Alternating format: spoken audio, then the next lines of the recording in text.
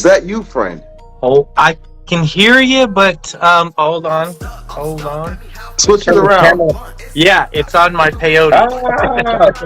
We got him, dude. How are you?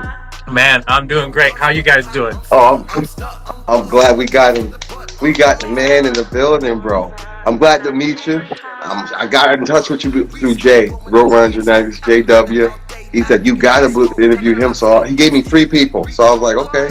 I sent you guys 3 and we'll see how it's going on. Tell me a little bit about yourself. Man, listen, we're just out here in Colorado. We've been producing seeds for like 10 years, and we've just been quietly doing our work. We primarily do land race to land race crosses, but we always mix in some old school and some new school every year because, I like variety. Okay. You say we. Who's we? Well, my brothers and my wife, we've been, yeah, it takes all of us to get it done. It's hard to do all of it in one location, and so that's the key. So my brother's farms are integral into getting all of that hunted up. Dude, that's awesome. You're out in Colorado. Are you doing this outdoors? Indoors? We do. Well, so we do all of the breeding outdoor, just because it's cheap, and we wanted to make the seeds as low cost as possible. The more overhead I have, the more seeds have to cost. So we keep our overhead super low by breeding them outdoors. But all of the, when you go on the website, all the pictures you see there are all from indoor flower. Where's your link to your website so I can include it in the reels? I'll try and get it commented in there, but I'll probably not now, but maybe in the inbox. Yeah, I'll get it from there. All right, I'll send it to you. So wow, you got a whole company going on. How many people? So your genetics. Talk to me a little bit. What are you breeding with? What are you with these seeds, these strains? What are you breeding? So the main reason we got doing this was because when we was running black market, to be honest, we were running into all kinds of problems. We'd get bag seed and grow from it, and a bag seed mom would herb out on you after a while. And if you got a clone from somebody, you was bringing PM or who knows what kind of bugs in. So other than that, you had to place the international order, so off to Spain or Holland went your money, and it was months. So I was just like, yeah, so we started breeding our own, and that was the deal. It was like, I need genetics, but I'm tired of this weight. I'm tired of, customs taking my shit, They were taking your shit? Always, man. I mean, half of your orders would get caught at customs. The other half would take 1 to 3 months to come, and you had to let the bank know international transactions, and it was a pain back then. And we got your www.bootlegseeds.com. Yes, sir. I pinned that. Sir.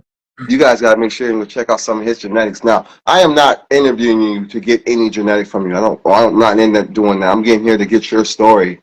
So, how long ago was this when customs used to mess with your packages? I mean, this was probably just back 2010, 12, 13, 14. Wow. They were snatching them, It was hard to get stuff in from Holland, and Spain was another big provider of genetics back then. You're damn right. And or you got lucky, you knew a friend with a cut, but a lot of times the cut would mess up your whole setup, Yeah, dude. And so knowing the problems with genetics and breeding your own, and when we first got started, everything had to be back crossed 3 or 4 times, or it was just trash. Fucking nobody would trust it.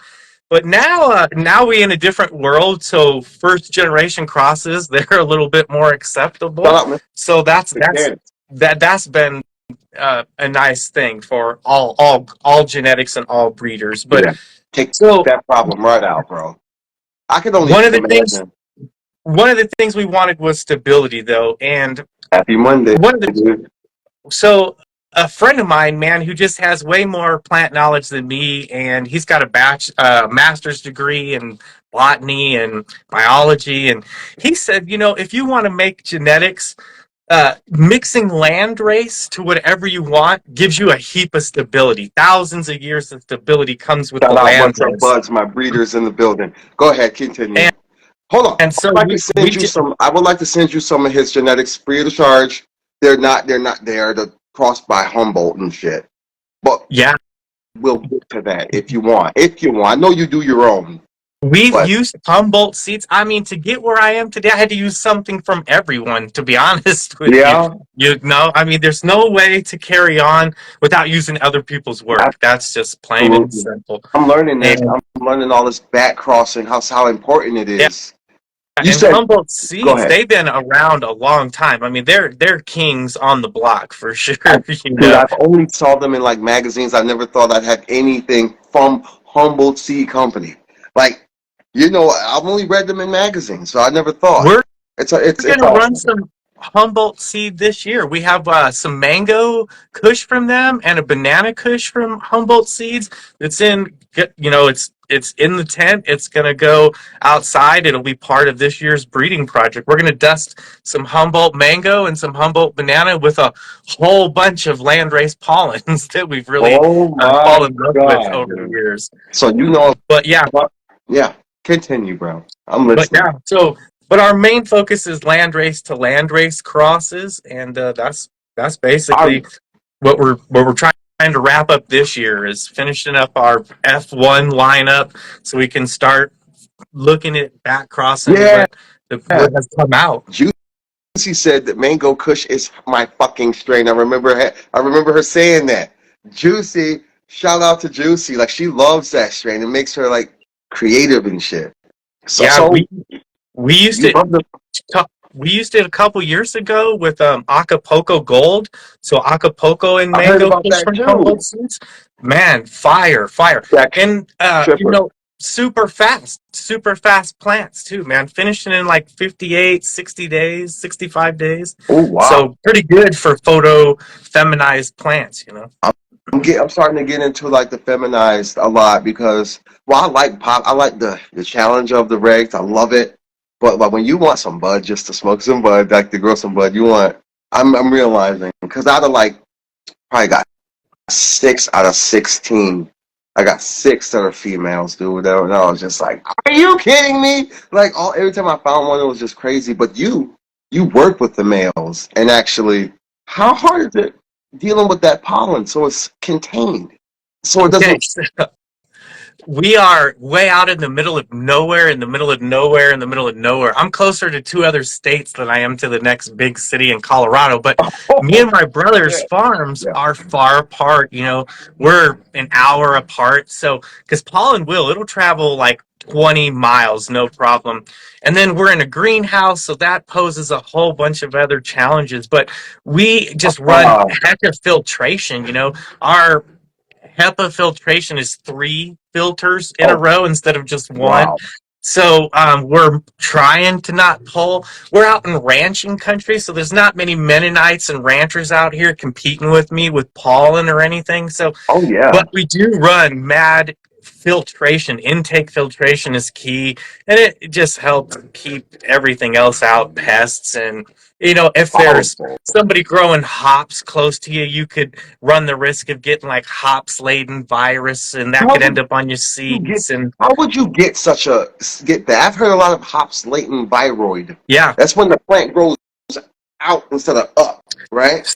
so it, the virus really affects how the plant develops totally. I mean, it will sabotage yield, and you really don't Oh notice it shit. often unless you've done like a PCR test on your clones pre-hand, or you've tested your seeds or something. But you won't usually see it until you're in flower, like many other Oh problems in cannabis. So no. it's yeah, and When you're in you flower, you're in the thick of it. You're already there. yeah, Talking. and a lot of times it looks like, nutrient lockout or pH lockout. Like it presents, I've never had. um, I've seen it. it presents like a lot of other, it looks like many other problems, I guess is what I'm trying to say.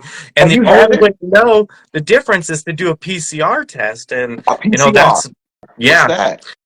you know, it's the same kind of test that we took for COVID if you ever got tested. What? And yeah, yeah. And it's just a kind of a swab and test tube sort of test. Smoke And then Oklahoma. yeah, and it'll tell you if you have any viruses on your plants of any kind, Wow. really. And seeds. If you're breeding, if you're cutting clones, it's a tool. Yeah, It's a tool. so I think that's very important because you just transfer it, right? If you cut a clone from that, it'll grow the same with that virus. Is there a Yes, way to sir. get the virus out? No, no. I mean, you Oh, could wow. if if you were really sold on the plant, like if that plant was that important to you, you can go all the way back. I'm gonna, you're Yo, oh, I'm trying to think of the term, but do it. basically you're gonna take a super small cut of it.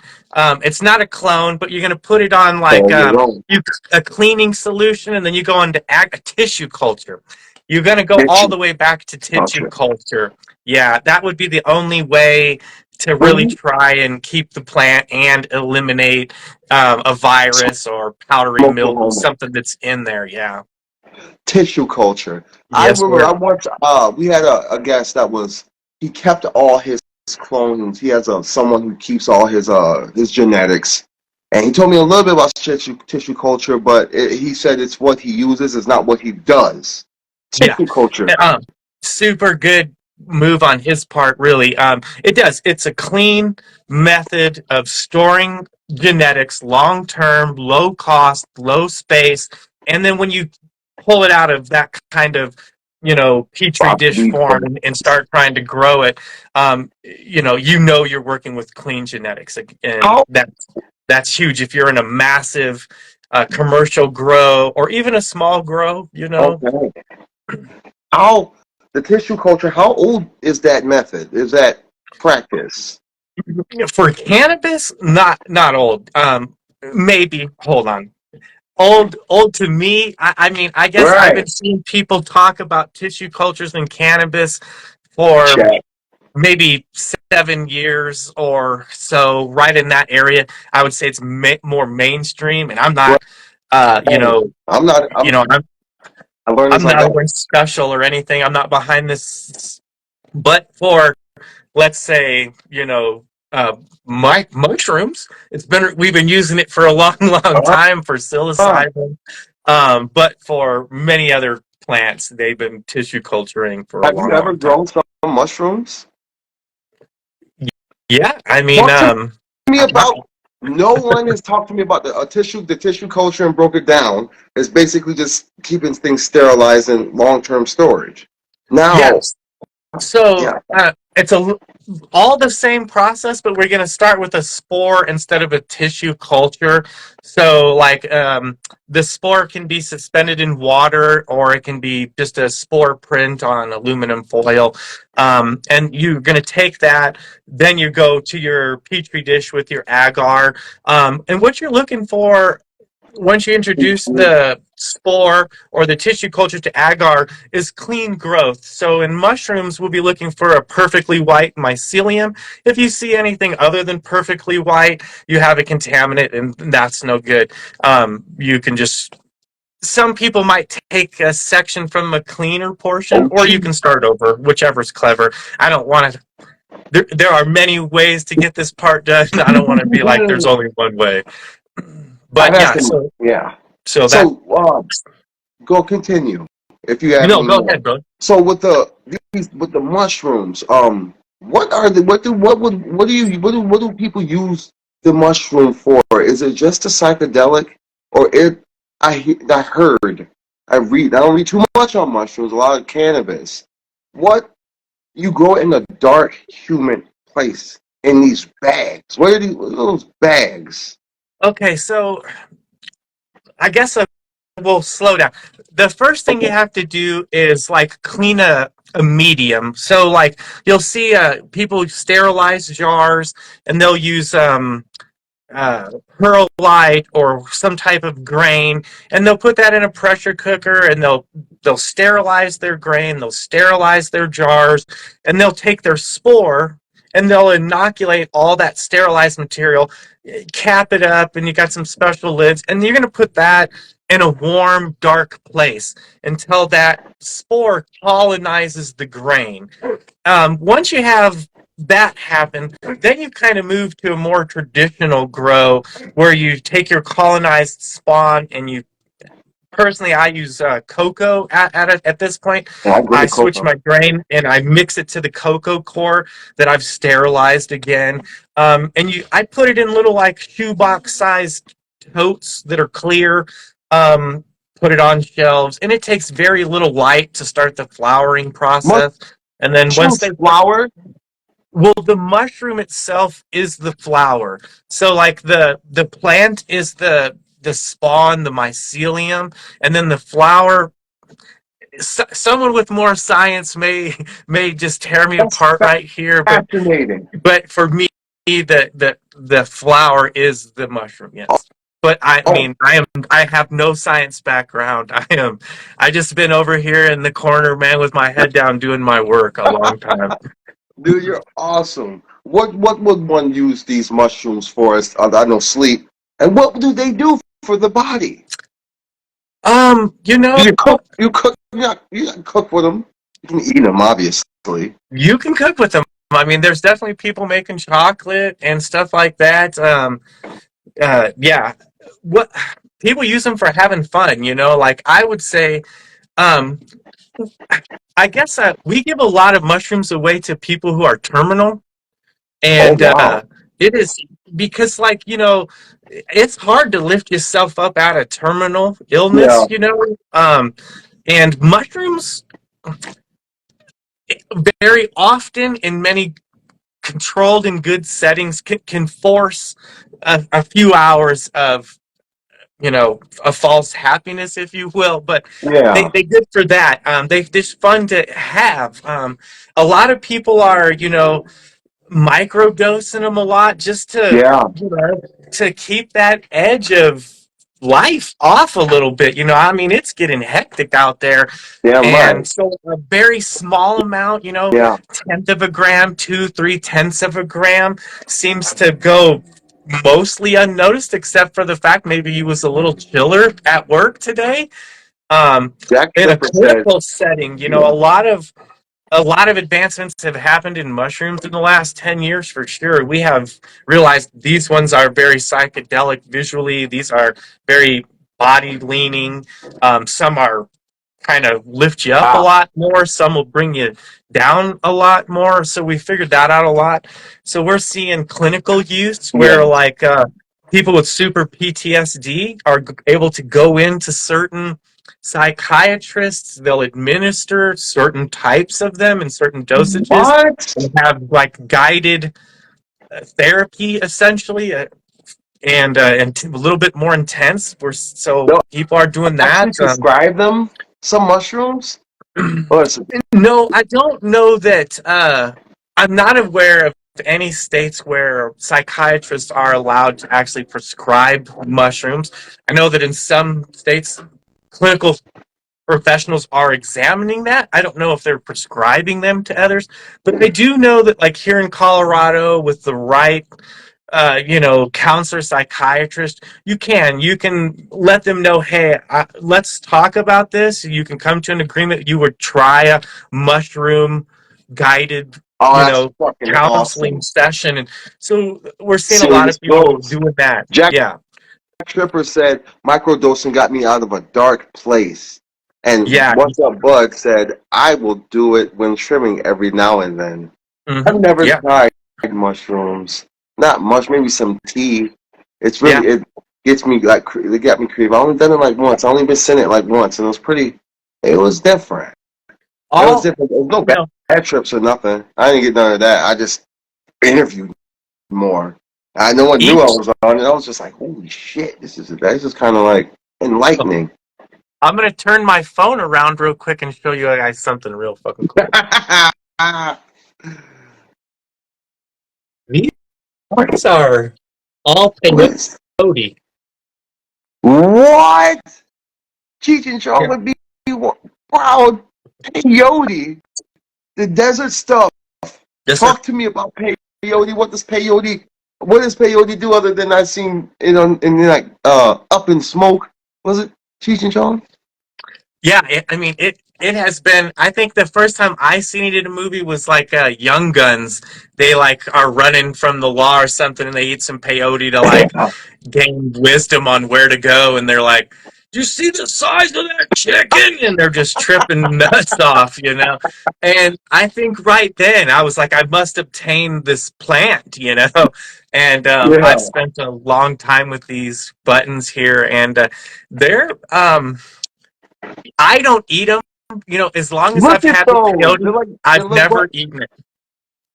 Never. Can you eat? You? I seen them ingested in the movie. So what do they I have taste like? some I have some other cactuses called San Pedro, and they have mescaline in them as well. And this plant grows a lot faster. It's more widespread across America, at least. So I don't eat the peyote because they grow very slow, and they grow in one county in Texas and just across the border in Mexico. That's it. So That's I've never it eaten them, in all 50 but yeah, states. you can get the same high though from the San Pedro cactus, and it grows like feet per Oh, summer. And you've got six wow. inches of that. Will get you exactly what you want to How long know. does peyote take to grow? It's a cactus, first of all, right? Yeah. Um, let's say so. I have some in here that are about the size of a dime, and they are like 10 years old. I have some that are size of like a half a racquetball, and they're like The 25 or 30 coalition. years old. So like a quarter sized one is, 10, 15-ish years old, but they do not grow fast, and they produce very few seeds each year, and they take many years to produce any seeds. All They're right, Jay.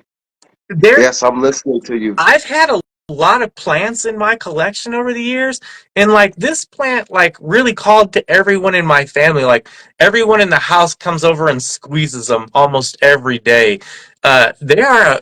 They call them sacred buttons, and they really are, man. They're slightly different than any of the other plants, I've had in my Really? life, I feel. I Yeah, see they're you they're a growing a neat lot. thing, man. They're a neat thing. And those are in soil? What are you growing those in? They are in soil, man.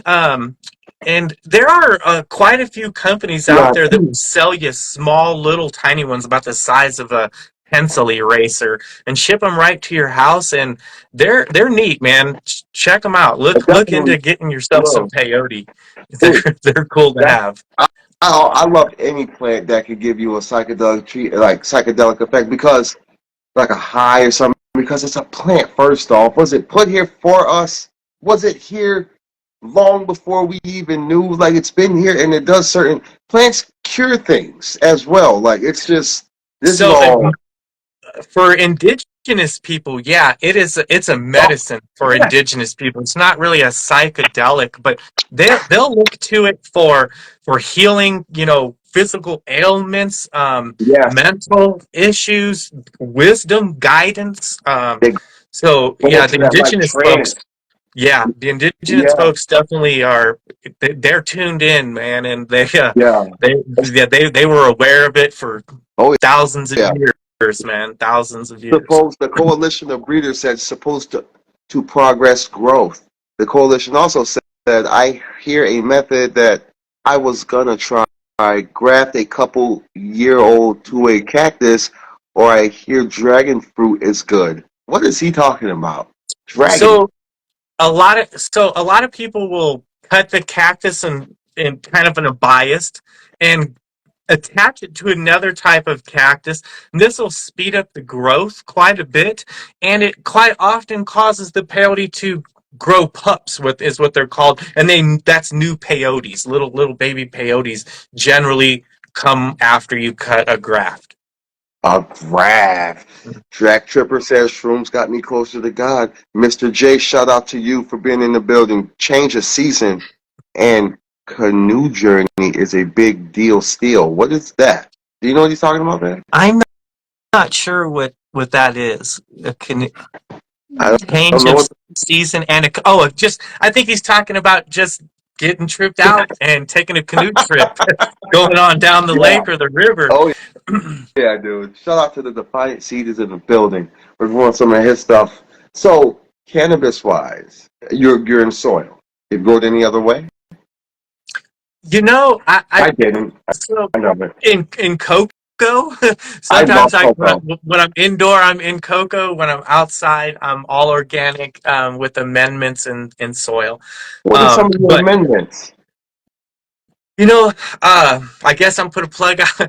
Down to Earth is I use down to earth too. Get yeah. out. So that's me, Sorry. man. I You run their crab meal. fucking right, dude. Oh, Yeah, their kelp meal, got the fish whole meal. line. They're all of the So I'm a big down to earth amendment guy outside. Worm castings, bat guano. That's what I'm Do running outside. does that guano burn for you all the every time? Dude, So it burns my plants every time I can. And I don't use, I got a big box of down to earth in there, and every time I just a little, it seems like they just get the burn on the leaf. Not bad, the spots, but that's enough to make me back off. Like, set uh-uh. your soil like when you get ready to go inside for the winter. Can the case Um, not then do your amendments, your bat guano, all that stuff. And let that get. sit? I'm. I'll let it sit outside and get snowed on. 300 inches of Oh, snow is going to fall on mine. But then next spring, she's good to go. Um, I'm not so worried about bugs and stuff. me either. Because for Me me, bugs is either. like environmental. You keep the humidity down, you keep the wind high. Bugs I'm the not. soil does its I job. just put an outdoor garden in. I got about. I'm not talking plant count. I don't care. So I'm not gonna say. But it's it's different. Like I tried. I gave him a little bit of milk. Don't do that. But just outdoors. What do you just let them go and just amend the soil and just let them go? Nothing else. What do you do so I can I got enough plants to like worry So about? where are you? I am in Where are you upstate New outdoor at? York, Sodus, New York, Rochester, New Okay, York is the closest city all to right. me. I got some friends out there growing. Yeah. Okay, so I mean, the big problem up there is going to be, bugs. So you got to keep the area around your plant clean, ground. I like to put down like black weed barrier because bugs hate mega hot shit. So I'll weed barrier all the way around a plant that's in the ground. Wheat If you can put them in barrier? pots, yeah, like if you're gonna go into the actual ground outside, I weed barrier all the way around my plants. I thought you would have broke wheat barrier down. I'm gonna ask you again. What the hell is that? Wheat? Oh, Just I'm sorry. So it's like a cloth, a black weed-proof cloth, and I lay it down like a little sidewalk in between and around the plants, and that keeps any weeds from growing up, so that the dirt around there is only for the plant I have put in the ground. Plus, like it's wide open space, so nature don't like wide open spaces. It's like a fabric blacktop for around your plant, so it keeps. I I gotta don't want try to say it keeps that. bugs I gotta back, check but that out. yeah, but like your grass and weeds around a plant, that is like a highway for bugs to just make it to your plant. So Hold that. clearing everything back is important if you're You're going amazing, right in the dude. ground. First off, this is gonna be fucking killer content. You're hold on. Mr. J710 said this fella seems super cool. I was recommended him through another homeboy that's cool as fuck.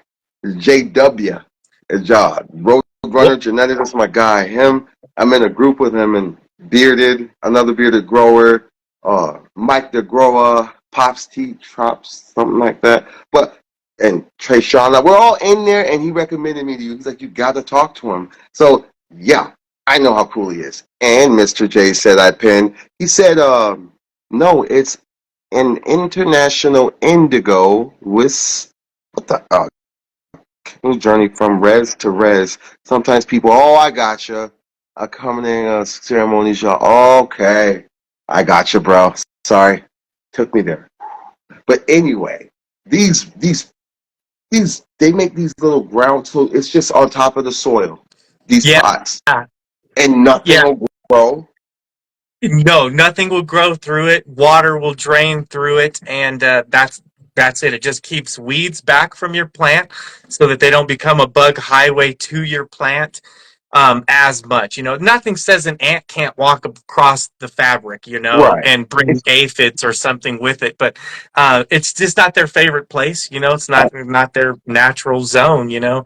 So I like that. If I'm going to be outside, honestly, though, I like to have a pallet down or some sort of raised platform slightly and put my fabric pot on top of there.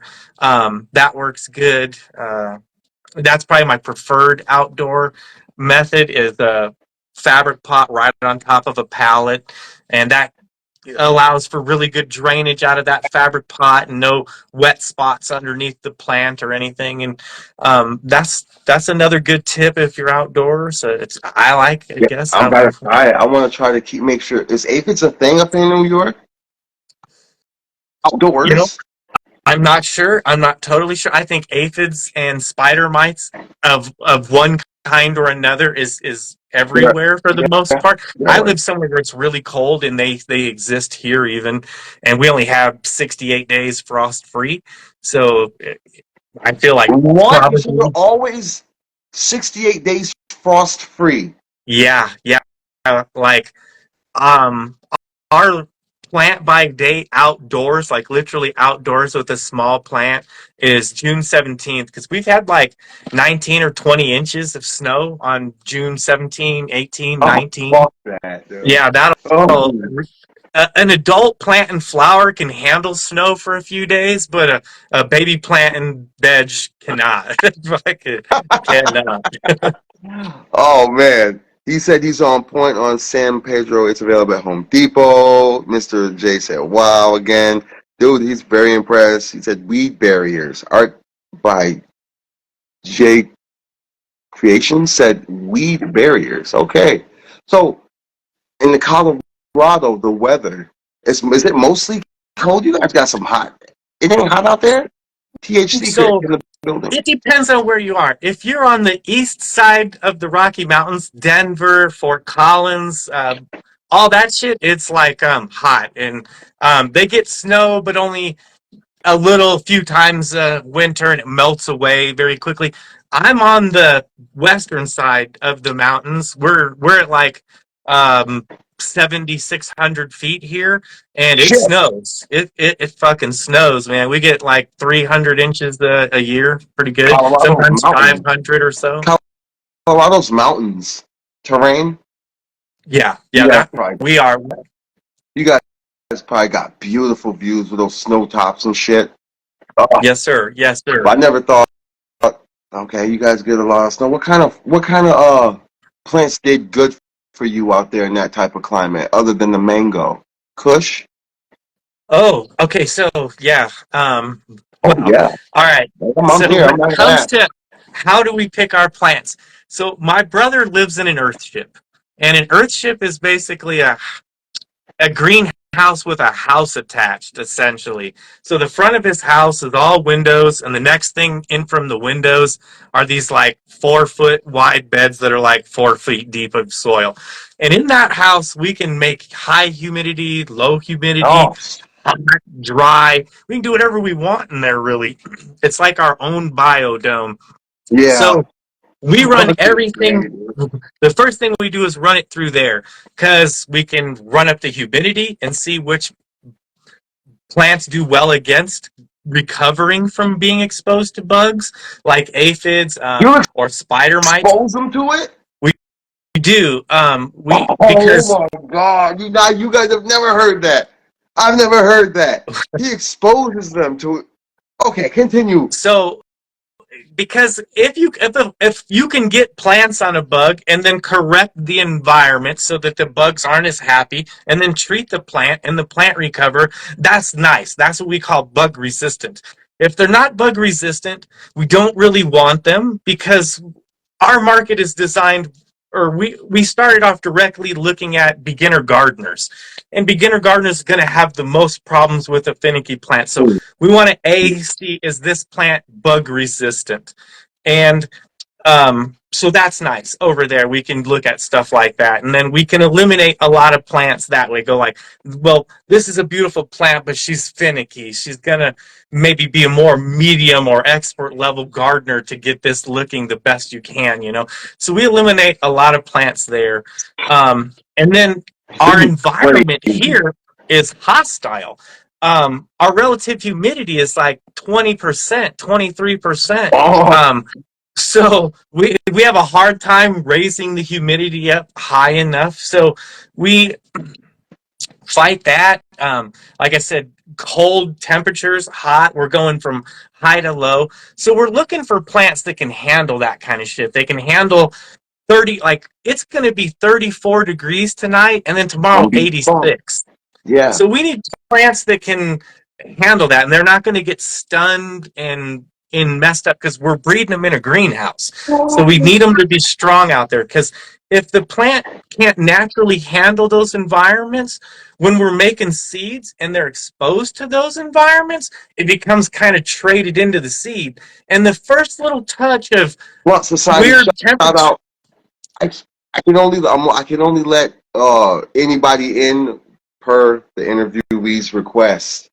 A lot of people are asking to get in here, but if you know these cats, man, let them jump in, Yo, bro. he's from Africa, dude. I'm letting him in.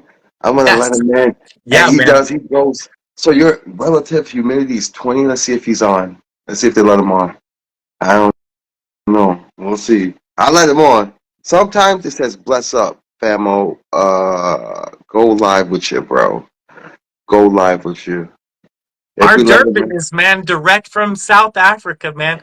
A lady here local is a teacher at the college, and she's from South Africa, and she knows what I do, and she has a brother back there who's kind of into the same, and we did some trading years ago, and that's how we got our Durban poison, man, straight from a college professor really here in Colorado. I've heard a lot about Durban poison, man.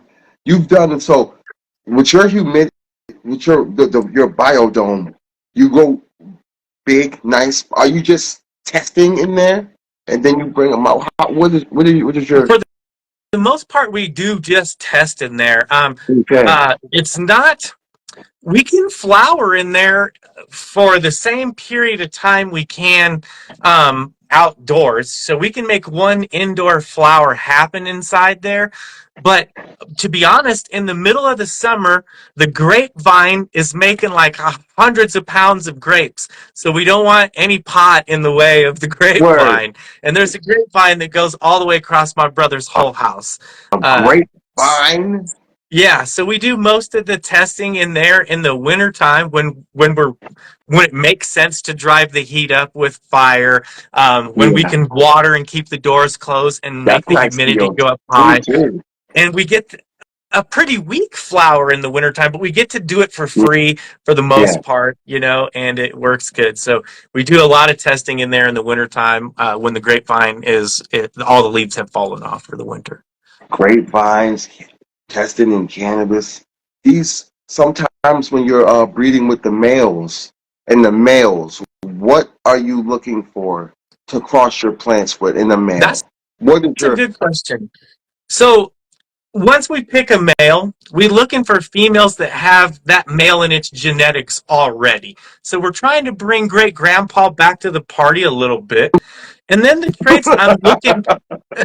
traits I'm looking for in the male is, like, I guess the way I describe it is like, there are males that they kind of pre-cum, right? They throw pollen as soon as the girls throw their first two little white hairs.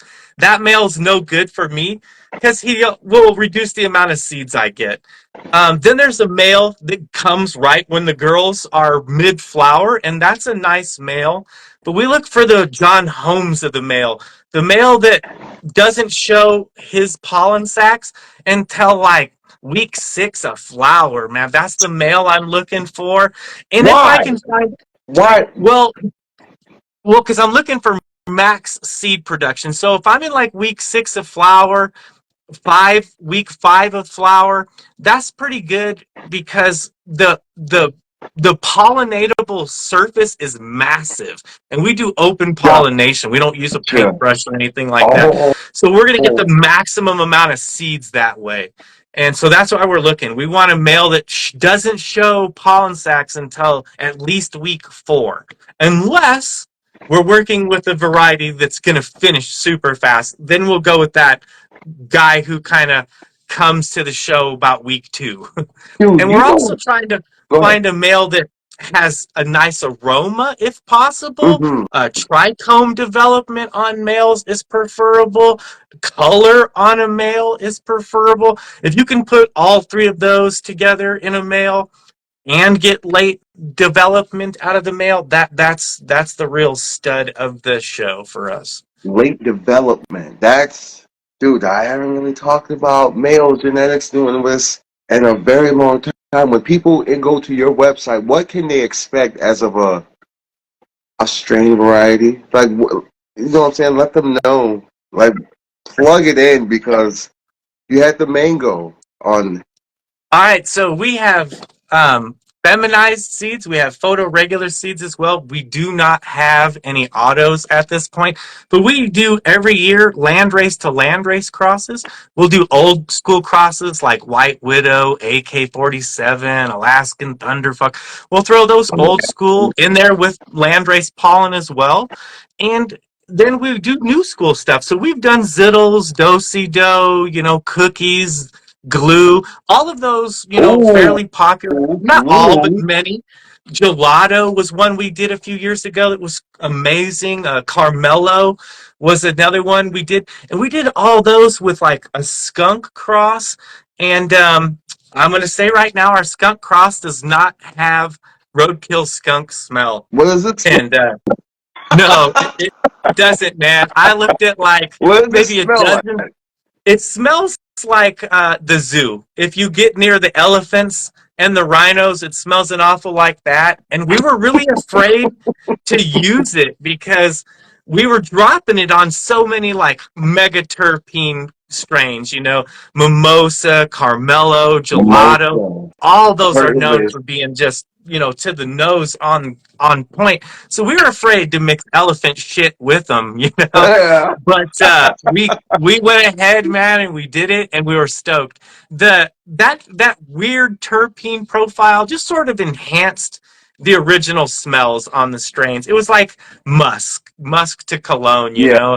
It was a necessary thing, and we were happy. Musk We to used to skunk cologne. most. Yeah, we used to this skunk mostly because it's the most bug resistant shit we've ever seen. Like, you can Really? have the worst bugs in the world, and they won't get on skunk. They just won't do it. Really? No, no. Is that just And so, with that strain or any skunk? you know, we looked at probably skunk from 5 or 6 different origins and locations and breeders, and they all seemed very bug resistant. I would say that Really? is across the. If you're getting even though none of the ones we looked at had that roadkill skunk, but they were Afghani sativa backed skunks, and they are bug resistant, absolutely. A bug resistant plant. I have never heard of that. How? Yeah. Okay, hold on. Blunt Society said, do male and females of the same strain smell similar? Mostly males don't have a terpene profile that you can smell. Most of them don't produce trichomes. Wow. And I would say no. I would say I haven't had enough males to look at. We generally find the male we're looking for in probably 10 or so males, but our females come from more like 40, 50, 60. So I've never looked at a big enough pool of males to find terpene that matched the female. But I would say for plants being as resourceful as they are, probably yes. Another question from Blunt. Or does that make have more masculine terps? What is that a thing? What does it mean masculine? Is that what you meant by like skunk to cologne? You said something like that. So what we see going over, Fuck my um, yeah, if the male has terpene, like if you can smell the male and he's gassy or something, that will absolutely express itself in the new seed profile. You will see in it more heightened terpenes for sure. gotcha. Oh, gotcha.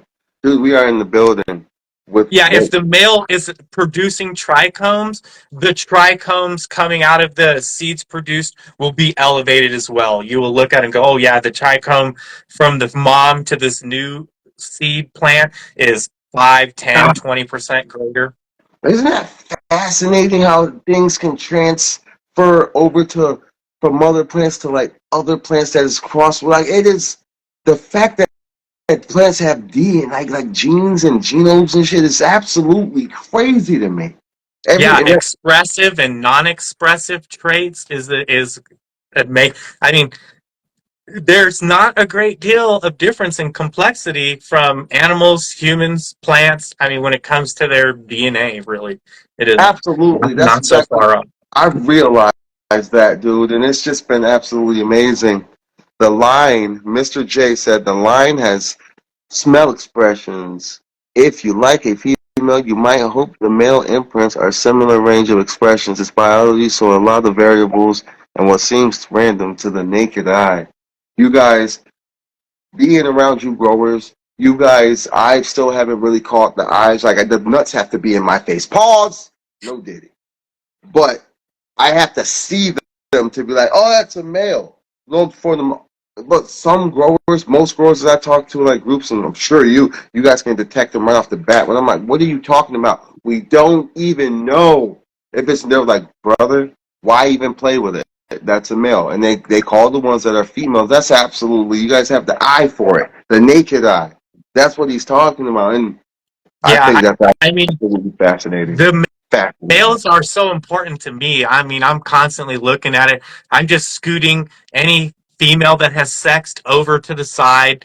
Mostly we grow all these plants, we take a shit ton of clones, and then we put those clones into flower, and then that's sort of where we start to look at what does this plant probably going to look like? What is this male gonna, when is he going to produce?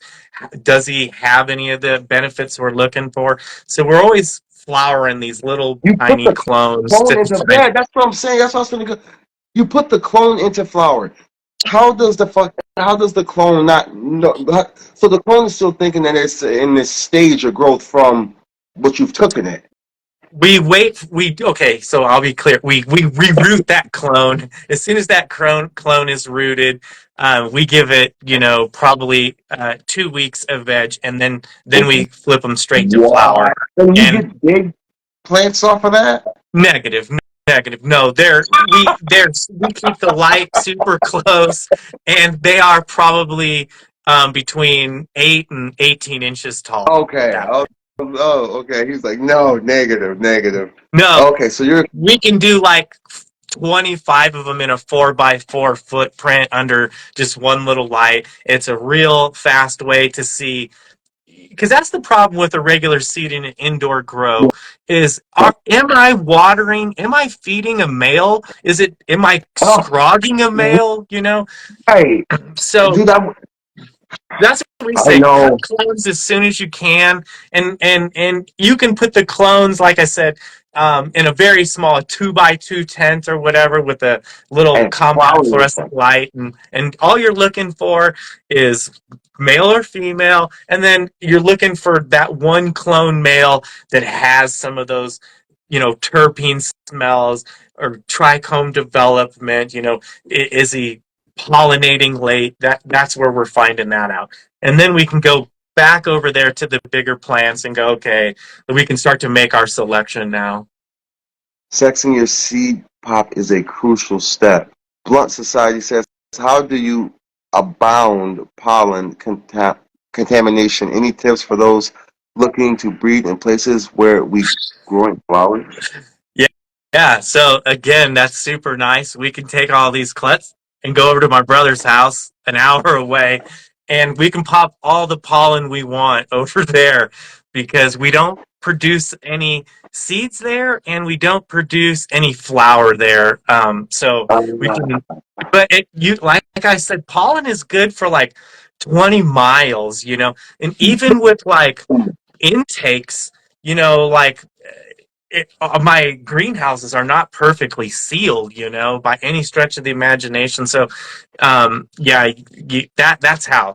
A lot of people say get the pollen wet and shit like that, but no, that's not going to work. Pollen lives outside, and it gets rained on all the time and still does its job. No, So that's you not just gonna have to work. have a great amount of distance, and time. Before we do the finished photo flowers, there's about 2.5 months where we're just writing up the bios for the new strains and stuff like that. So the pollen we get to clean it out, clean it out, clean it out a lot. We're religious about fans, filters, lights, all that. Oh yeah, Like, you gotta be with the filtration. I can only imagine as a breeder. yeah, I'm scared of pollen. but Yeah, yeah, a breeder, he normally sent me pollen in we, vials. I put it in the freezer and never took it out. I'm yeah, never gonna do anything with it. No way. That stuff yeah, that's scares it. the hell out of me. Yeah, so finding your pollen before you go to flower is key. You can have all the pollen popping you want as long as you're not in flower, as long as your girls don't have any hairs to be pollinated, you're okay. And then that gives you time But to clean it up, no parole. start again, and hit it with, and we go crazy. We bleach, we alcohol, but the most important thing we use in between is a UV light, a UV sterilizer light. Again, you can't use that around a Sterilizer living light. plant. They do. They have a light, and it kills bacteria and viruses and all kinds of shit, but it'll kill your plant as well. Let me be clear about that. The UV sterilizer light will kill your living plant. But, Why? Why but would like that kill your? because it is not the same UV that we're getting from our lights. It's a totally different spectrum. And but say you had powdery mildew or something in your tent, and you've torn your tent down, and you're wiping it all down, and you're nervous. Put that UV sterilizer in your tent, turn it on, leave it in there for about 15 minutes, and no more worries for powdery mildew. That shit is dead, dead, dead. Oh, But you it guys works the are. same for pollen, like we'll have looked at all these pollens and we're going to go to flower, we're getting ready to clean up, and we'll UV sterilize everywhere that we've been, everywhere weeds going UV to go, sterilizer everywhere there's, light. Dude, yeah. it's Florida Man Jack. Shout out. So he said, Blunt Society again said, so you have to separate male and female growing seasons. It helps, yeah. If you don't have a, another location, if you're just trying to make some seeds for yourself at home, I would find my males and keep everything else in veg. Once I've isolated, okay, this is the male I would like to try and use.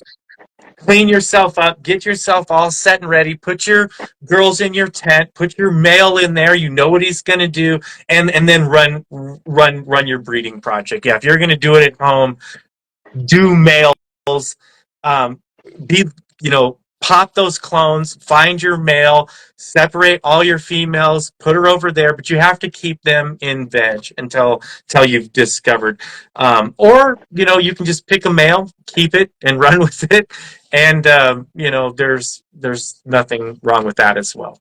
If you're Wow. You you're got just to trying get. to make some seeds for yourself, any of the males is going to do the job. Even the male who comes very early to the party, he's still going to produce hundreds of seeds versus thousands of seeds. Is it? Do you believe that it's in the genetics for a plant to herm if it's going to herm? So, yeah, um, when we make feminized seeds, we build that marker in. So if you were going to make your own seeds and you took two female plants and you feminized it yet again, we double hermaphrodite Oh, into that. what? Now, Double yeah, hermaphrodite? well, like you putting that marker in again and again and again. So when Oh, you're making feminized seeds, you really want to start with regular seeds to begin with, because hopefully that hermaphrodite trait is not a marker in its genetics. Now, is it an expressive marker or not? Oh, you will find out. We will all find out, won't we? So oh, a lot of people feminized said that. seeds, when you buy feminized seeds, when we make feminized seeds, we're putting that marker in there. So somewhere, anyone, all of us, somewhere along the line, it will express itself for sure. If you make 10,000 feminized Acapulco golden mango kush seeds like I did, somewhere in there, there's a herm for sure. Mhm. Because For that sure. marker, we put that marker there when we feminized the plant. And Okay. and if you used feminized seeds to begin with, so that you know you had a female, you were spraying your feminized seed on, that marker's more prevalent. What? If in Are that, you- if in the previous history, if that seed came from hermaphrodite seed, if it was Oh my you know, God. it's their double, triple, quadruple time. Oh my So God. so Are you, it can double or quadruple? you can just, like, if your mom's got red hair and your dad's got red hair, you probably got red hair. But if only one of your parents has red hair, you may or may not have it. Your kids may or may Gotcha. not have it. It's like that. It's like that. Oh my But if God. And but if everybody in the whole family tree's got red hair, we know what's happening. And it's the same with terms. If that feminized trait is there, it's there. And something I found out the hard way feminized is, trait. yeah, Okay. feminized seeds is even in a regular Ah, seed you could have it. hey, it's Yeah. timing us out at 26 seconds. Bro, we Well, it hit was the my whole, pleasure, y'all. It was sweet to meet everybody. Thanks for the questions, man, and dude. fucking hit me up. Tag your website, 14 seconds, man. Beautiful interview. Bootlegseeds.com, baby. Nobody does the homeboy hookup like us. You guys got to make sure you follow and check him out. He is a breeder. We're going to circle back and check you out. Thank you, dude. Peace.